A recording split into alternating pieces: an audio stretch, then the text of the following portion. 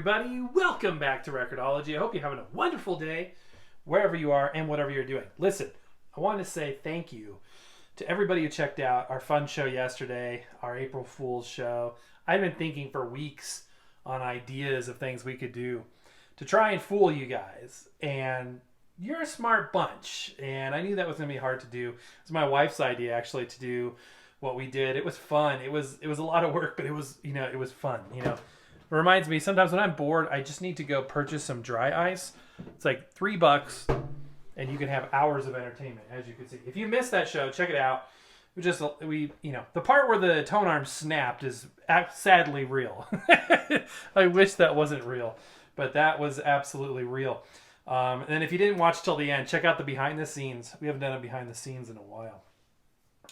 Also, I wanted to remind you guys that we do have merchandise. So if you are interested in owning some of our merch, check out our merchandise shelf right below this video in the YouTube player. And also we have the Buy Me a Coffee service as well. So I just wanted to remind you guys of that. Those types of things go to help support our investments in the show. And speaking of investments, I decided not to buy the Nakamichi. The blood stain, I agree. I had some antibacterial wipes in the car that I could have used. I would have actually probably brought it into the store with me and just, cleaned it off. But the more I researched the BX1, it looks like it's more of a $20, $30 unit, not a $50 unit. And I've got 3 cassette decks now, and I don't need that. So I just, at the same time, I'm always looking for good show content. So I don't know. I did pass up a Technics 16-band EQ that I kind of regret passing up. Okay, today we are going, this wasn't the planned show today, but one of you guys mentioned in the comments, I was listening to this record player today, and I love a changer. I love the idea of it all, but as you know, this unit runs fast, and a lot of people ask me, they're like, well, is it a 50 hertz unit because it's made in the UK? Is it a 50 hertz unit? And the answer to that is no, it is not. Bear with me here for a second. It is a 60 hertz unit designed for use in the United States or areas where there is 60 hertz power. But it still runs fast. And I guess changers in general are kind of known to run fast. All right, there's one more seal or one more thing on there. But it drives me nuts. It drives me crazy nuts. So I think it was J-Ro who gave me this idea, and I had read this, but he was so fervent that this would be a worthy attempt at something to try that I thought we'd try it in real time. And he said basically, if you just clean the shaft, don't even, not even shaving it down, because some of you have talked about that. He says just clean the shaft. There's the bottom of that platter, by the way. It's amazing that plastic looks brand new. It's hard to imagine that's like 40, 50, that's actually 50-year-old plastic right there. Because you can, I'm going to zoom back down here a little bit. Bear with me as I adjust here. A lot of people have been like, well, just shave down the motors, the spindle or the shaft, the drive shaft right there. These different steps correlate to the different speeds. And if you shave it down, from a pure geometry and physics standpoint, you can achieve a difference in speed. Well, I'm way too chicken for that. That to me sounds like a dangerous idea. Because I would go too far. And people are like, well, just do it in steps and then you don't have to worry. But even still, to me it sounds not like a bad idea, but like above my pay grade idea. So, J-Ro had this idea. Or not an idea, he had this information that if I just simply clean the shaft, that would fix the problem. Now, I'm thinking to myself, how can that possibly impact the speed that much? Pardon me as I clean up the dust here. To the eye, it really doesn't look that bad, but on camera, as you know, things have a tendency of looking dustier.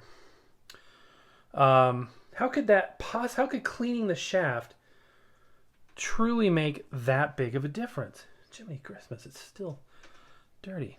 That's as clean as it's going to get, guys. That's as clean as it's going to get right now. He says, trust me.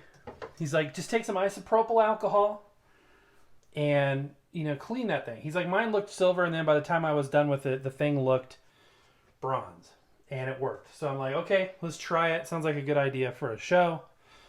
So here we go. This is going to be a real-time deal. Let me zoom out a little bit. I'm going to be using the finest Kroger 70% isopropyl alcohol. Now, are you like me growing up and thought this was called isopropanol? One day I looked at this and I was like, where the heck did I get isopropanol out of isopropyl alcohol? I don't know. So we're going to take some isopropyl alcohol on, go wider. I'm going to take this cloth. Okay, I'm going to dump all of it on my hand, find out if I have any cuts here in a minute. Good grief, I keep knocking it. And I'm just going to clean the heck out of this. Try not to get too much on the idler wheel because alcohol is going to dry it out and can harden it. If anything, we want that pliable. He swears by this idea. And people have told me this before. It's not just this one comment. If this works, dude, that's going to be great news. Just realized I should have done a speed test before and after. Got too excited about this idea. Color is changing. It's actually turning dark. Are we getting much off? Doesn't really look like much is coming off. But you know what? I'll be able to tell just by listening to it. But we're going to use a strobe disc here. It was quite fast before. Just enough to be annoying. Just enough to be annoying. And we had talked about OCD the other day. I have OCD. I have actual clinical OCD. And as such, certain things just irritate me. And now this is, again, champagne problems, right? These are simple, not that important issues in life. This is a pretty simple problem. But at the same time, I cannot sit here and listen to an album on this thing with vocals that I know the right pitch of and have it be off pitch and be okay with life. To me, it's very difficult. So I really would like to get this thing working properly. Another thing that comes up are people that say, well, all you got to do is, by the way, you want to see it demonstrated there. So let me zoom in. So there we see it is at 33 RPM. So we're almost to the top of the shaft, not quite. If I go to 16, we'll go to the very, very, very top. That shaft, which is connected to a flywheel, connected to the motor, which is AC synchronous, is a constant velocity motor. And the only reason the speed changes is because the shaft essentially acts as a differential gear and changes the speed of the rotation of the tire or the idler wheel based on the diameter of the shaft at that point. That's 45, and then finally 78 on that coil, which I guess is stock. That's not like an add-on. That's the way they come. So one of the people said, well, if you change the diameter of the wheel itself, if you actually were to shave this down, you could affect change. And others have said, no, that's not the way it works. Now, obviously, when the platter is on, this will be, spinning the inside of the platter. That's what's happening. There's no power to the wheel. Like if I pull it off here, this is like a pinch roller. There's no, there's nothing powering this. All the rotation is coming from the shaft. So it then transfers that rotational speed to the platter, corresponding to the speeds on the spindle. So there's been some debate. If I were to shave this down or add dimension to it, would that make any difference? And again, just going off the top of my head, my process of reasoning, if it's making contact here at a certain velocity, and that same velocity is being applied over here to the platter, it wouldn't matter if the wheel was large or small, because the speed would be the same where it's touching here as it is right there. Tell me how I'm wrong in the comments below, or tell me how I'm right, but that's where my mind goes with that. So let's go ahead and see if that did anything. I'm going to give it one more wipe off here. This thing is still damp. Give me a really good wipe down on that shaft. Some of you have also mentioned, and I've seen it on other videos too, that you can reposition the idler wheel so that it makes contact higher up on each step, because the assumption is that they're tiered. Although when I look at this, each step looks completely cylindrical. I don't see any conical tapering whatsoever. That being said, I took a look at mine to see kind of how it was, and sorry, I'm measuring out some isopropyl over here. I took a look, and the 33 is the only one that's not already at the top, and I'll show you what I mean in a minute. Right now that drive shaft is moving, so I thought I would take a isopropyl soaked Q-tip, like, oh, did you see that? Okay, that's a separate problem. There's a little bit of rubber there. Dang it. It totally ripped off some of the fuzz from this. Dang it. Oh, that sucks. But I do see a little rubber there on the 33. So I might take an X-Acto knife and try to fix that. That was genius. So now I'm going to have to take a knife and scrape it off. That sucks. Okay.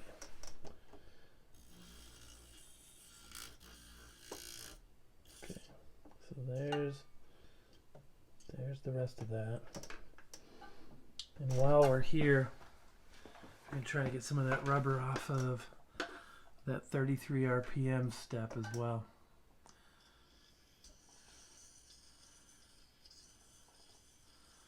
Note to self, don't use Q-tips on these. I got a little bit more up here. Now I've got like the shed everywhere up here. To remind myself, I only paid 16 bucks for this thing. Okay, I think I got it all off. Stop it. Still got some down in the bottom of the, like down here, but it's much improved. Look at all that crap. This is where the blob is going to come in handy. Okay, note to self, don't use Q-tips on that. Look at this. I'm going to bring the camera up a little bit so you can see what a mess I made here. Let's zoom out a little bit too. Although, a great opportunity to use this, because that would have taken forever to clean up without a blob. Blob is your friend. Blob comes in handy. Just don't leave residue of the blob behind and you'll be in good business, or in good shape. Still some furs left over. I'm gonna pull them out by hand. They're stuck in the spring, or in the in between those coils. Okay, putting the blob away. I am now going back to a cloth. I'm going back to this cloth. I'm gonna soak it in alcohol and then spin up that again. I'm somewhat hopeful actually that maybe the 33 RPM speed will be more accurate. I'm spinning it up now. Because I didn't notice that rubber gunk on there before. So maybe this is a blessing in disguise. Still got a little bit of residue on there actually.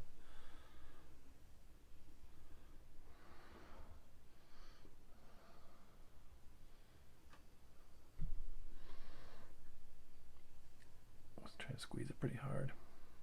Looks pretty good.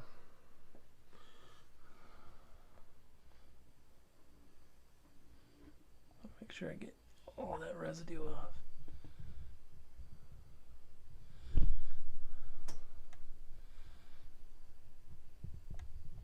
Okay. All right. Well, might as well put it back together and see if that fixed it.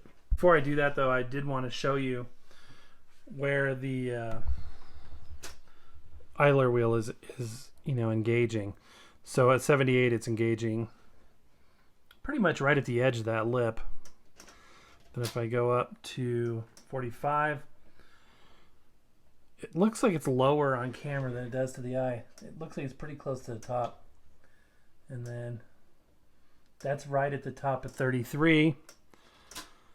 And then 16 RPM, it's kind of in the lower half of 16 RPM. So anyway. Okay, I'm going to put it back together and we'll see what we got going on. Okay, so we're going to place the platter on first. And before we put this back on, we're going to install both the metal and rubber grommet. The rubber grommet seems to have run away from home, so I'm going to have to search for that guy, and then we'll put it on. Okay, so first we're going to put the rubber grommet on, and that's going to go all the way down to the bottom, like this. Then, this is the tricky part. So this one is a coil. So I'm going to start the back of the opening and kind of wiggle it around until it spreads open and drops down. Last time I think I had to take a little screwdriver tip. I'll probably do that again.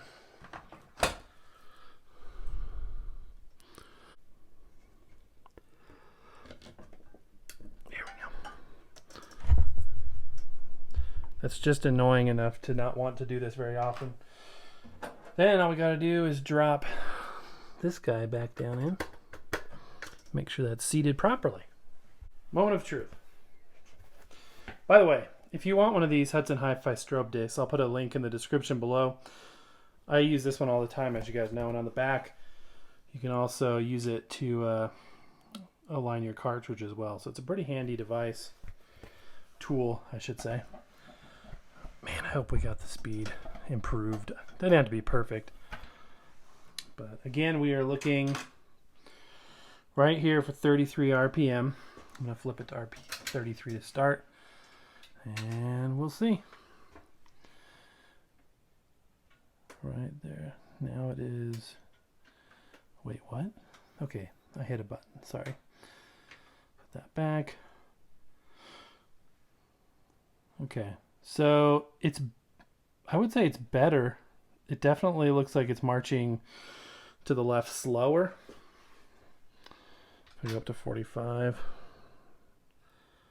Isn't it weird how it kind of stops and then starts and then stops?